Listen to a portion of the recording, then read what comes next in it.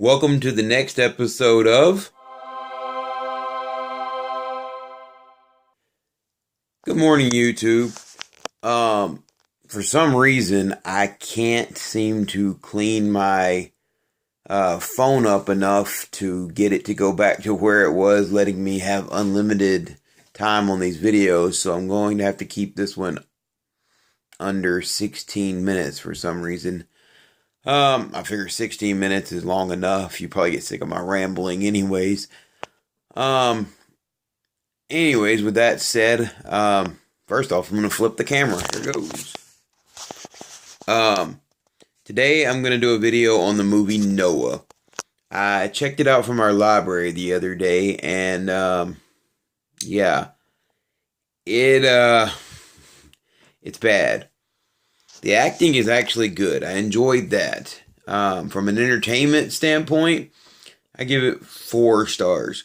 Now, should you rent it? No. No, no, no, no, no, no, no. You should not watch it, rent it, anything.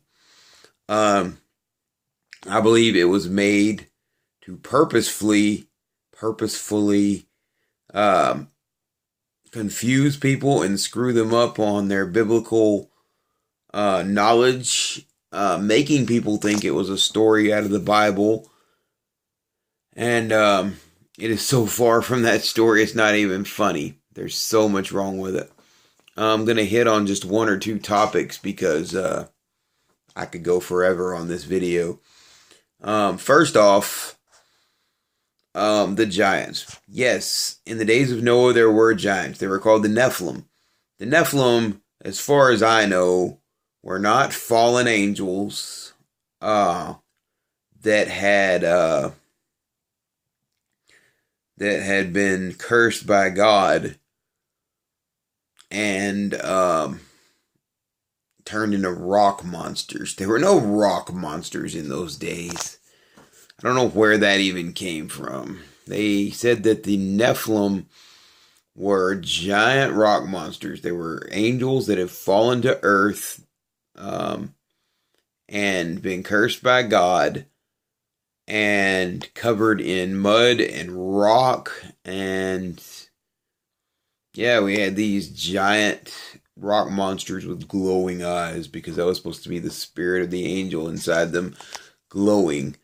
Yeah, that's not true. I don't know that the Nephilim or the giants ever helped Noah. That's not in the story that I read, because I quickly, the next day, read the story of Noah from Noah's beginning, his birth, to his death. Nephilim aren't really mentioned that they help him and defend him from the other people when they attack. It's not true. It's also not biblical that there was a stowaway on the ark. That's not biblical at all. So, yeah. Nobody tried to kill Noah, according to the Bible. According to the Bible, nobody tried to kill Noah. Yeah, Noah's son, I don't remember, I think it was Ham, one of his sons, plotted with the stowaway on the ark to kill Noah. That didn't happen. It's just so biblically wrong. I hate this movie. Noah never tried to kill his grandchildren. That's not true.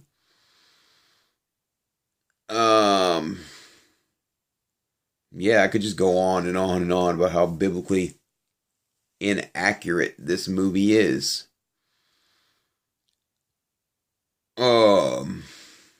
So, actually, this is going to be a very short video. I thought it would be longer, but I don't have a lot of rambling on to say about it. I just want to tell you, if you are a Christian and you think you're going to watch Noah because it is a biblical story, don't waste your time.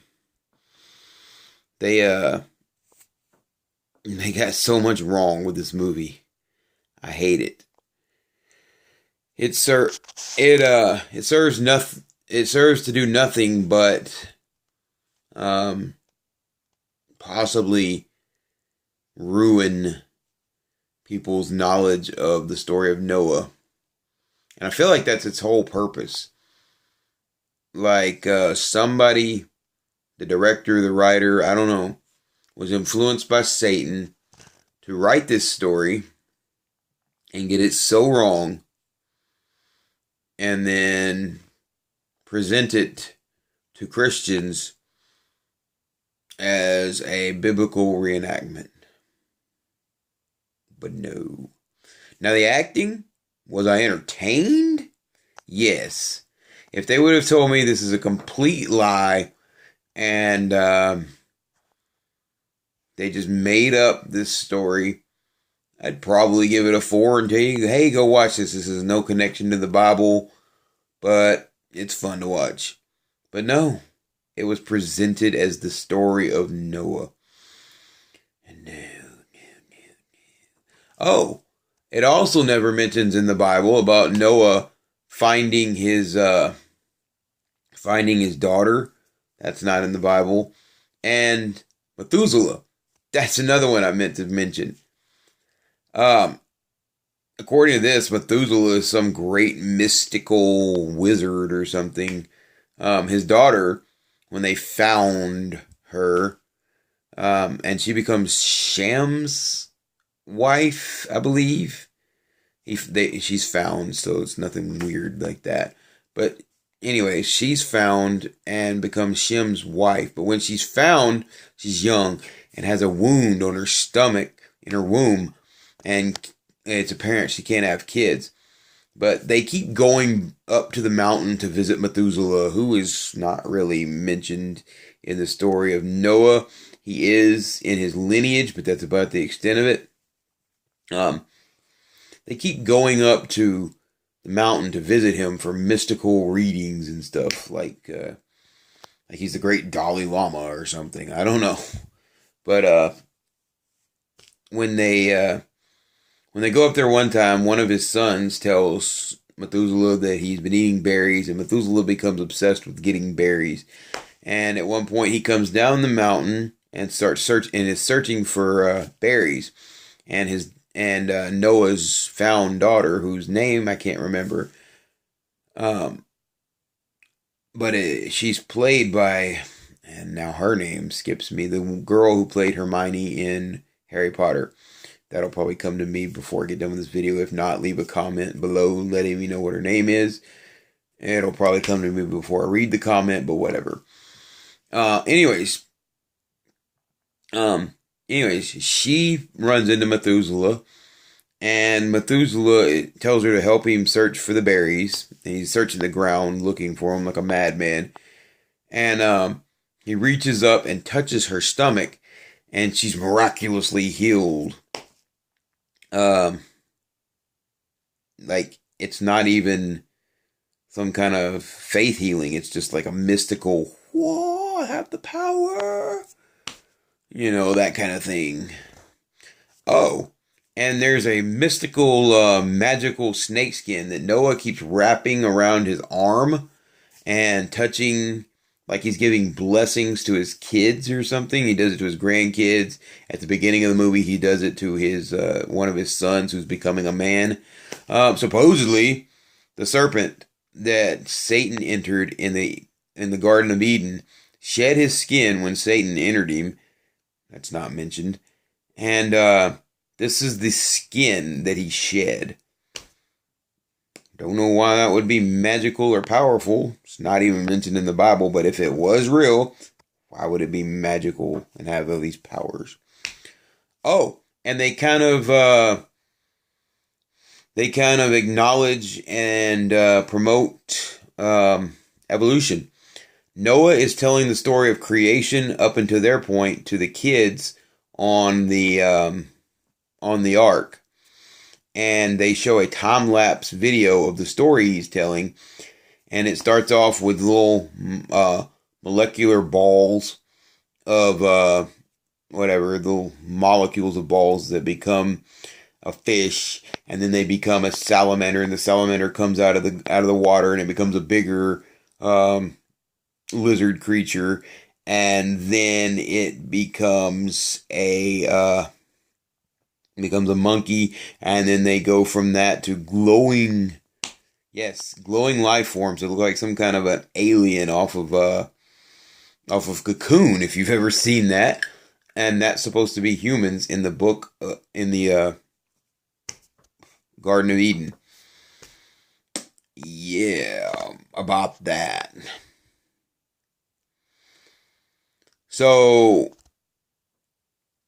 it promotes evolution.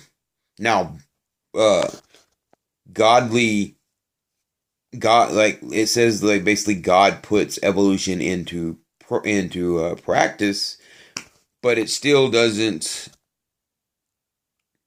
acknowledge his divine creation, where he speaks it and it becomes. So, just biblically wrong. Entertaining? Yeah. If it was a complete work of fiction and acknowledged as such, yeah. If you're trying to get any kind of biblical knowledge out of it, no. And do I think you should watch it? No. I give it a 4 on entertaining. I give it a 0 on Christian. Because, no, there's no cussing. No, there's only one reference to premarital sex, and it serves a purpose. And probably in their time, I don't know, if the girl and Noah's son had been married, it doesn't really acknowledge that. So maybe not premarital sex, I don't know. But there's only one reference to sex, period.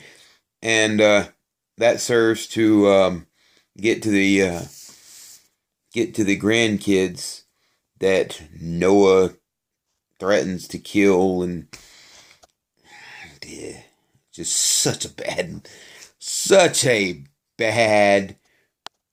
telling, or an inaccurate, wrong, not inaccurate, just wrong telling of the story of Noah. With that being said, I think I've rambled on enough anyways, so I didn't really need to fill up the 15 minutes and 46 seconds that for some reason my phone is giving me for this. And I'm going to try to get up another video in the next day or two, letting y'all know the type of movies that I would not review, because there's just no point in it. And I'm going to try to clean up my phone a little more. I don't know why I can't get this thing cleaned up to the point that I have nothing on it to limit me on the time. I'm pointing directly at the time on my phone of how long I have for the video, which I don't know why you can't see it. It's right there. Anyways, thank you to the few subscribers that I have. I just got, I can't remember her name, but she's the first subscriber I have that I don't actually know. And I'm kind of proud of that. So, anyways, I'm going to jump off of here and get this video uploaded. And y'all have a blessed morning. I love you. And God bless. Just for clarification, at the beginning of the video earlier, I forgot to put the name of the video in. So when you see me push the stop button or cover the screen or whatever early in the video, that's because I reshot it and added the name. Not that you really cared, probably, but I just wanted to splice this in here again and let you know what was going on. Have a blessed day. I love you.